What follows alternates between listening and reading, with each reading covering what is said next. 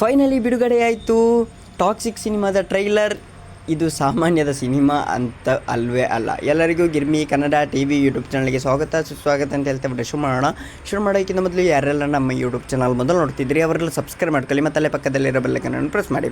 Yash ನಟಿಸಿರುವ toxic ಭಾರತದ ಬಹು ನಿರೀಕ್ಷಿತ cinema ಎನಿಸಿಕೊಂಡಿದೆ.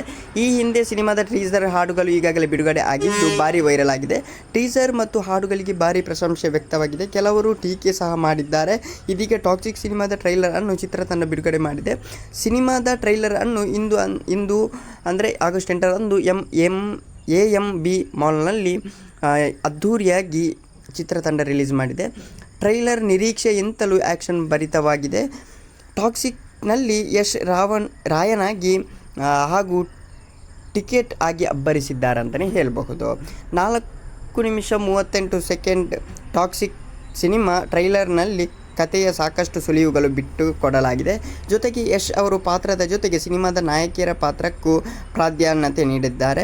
Trailer action, punching dialogue, ನಟಿಯರ ಗ್ಲಾಮರ್ ಜೊತೆಗೆ ಸಸ್ಪೆನ್ಸ್, ಎಮೋಷನಲ್ ಸಹ ಇದೆ ಅಂತಲೇ ಹೇಳಬಹುದು.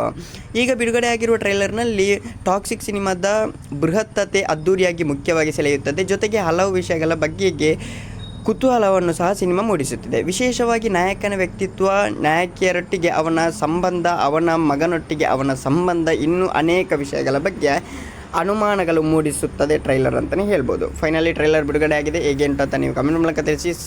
ಸೆಟ್ ಒಳ್ಳೆಯದಾಗಿಂಟು ಗೈಸ್. ಮುಂದಿನ channel love you so much. Thank you. Bye by.